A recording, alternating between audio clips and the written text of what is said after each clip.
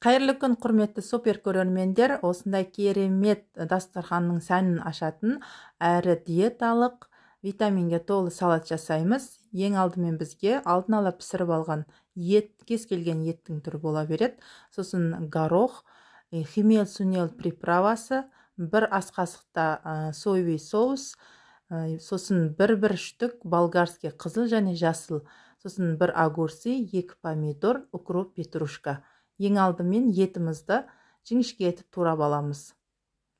Осы сәтке дейін менің әрбір видеомды қолдап, маған поддержка жасап келе жатқан әрбір тұрақты көрерменімге үлкен рахмет айтамын.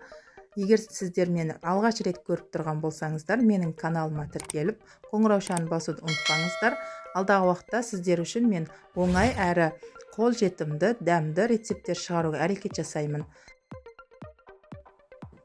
Мінеке, етімізді турап болдық. Ендігі кезекте жасыл және қызыл болгарскілерімізді турап аламыз. Мүмкіндігі барынша жіңішке әрі ұзын етіп турасаңыздар, салатымыз керемет әдемі болып шығады.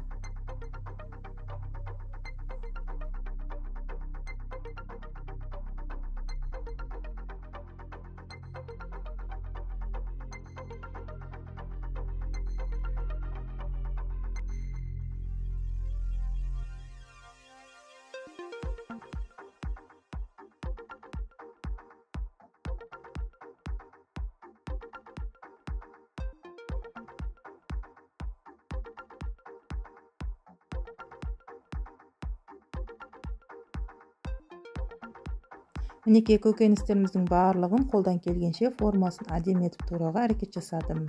Ендігі кезекте біз помидорымызды турайтын боламыз. Помидорды тек қана сыртын ғана тураймыз, ішін алып тастаймыз. Бұл жерде егер ішін қосатын болсақ, салатымызды бұлыңғыр етіп, түсін өзгерті жері мүмкін.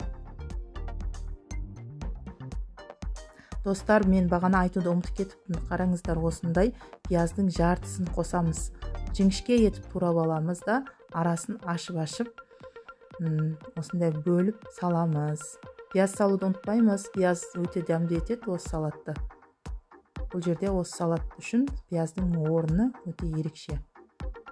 Мінеке, пияздан соң енді укроп, петрушкамызды майдалап турап аламыз.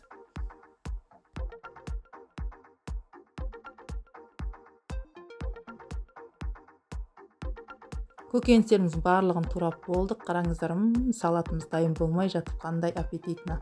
Енді горохымызды қосамыз да, үстінен хмель сунелімізді қосып, сосын үстінен соевый соусымызды құйып жібереміз да, кішкене көз мөлшерімен тұз қосамыз. Тұзымыз қосып алған соң жақсылап араластырамыз. Осымен біздің диеталық әрі витаминге бай салатымыз дайын. Қараңыздар, қандай сәнді салаттардың бірі. Ас болсын.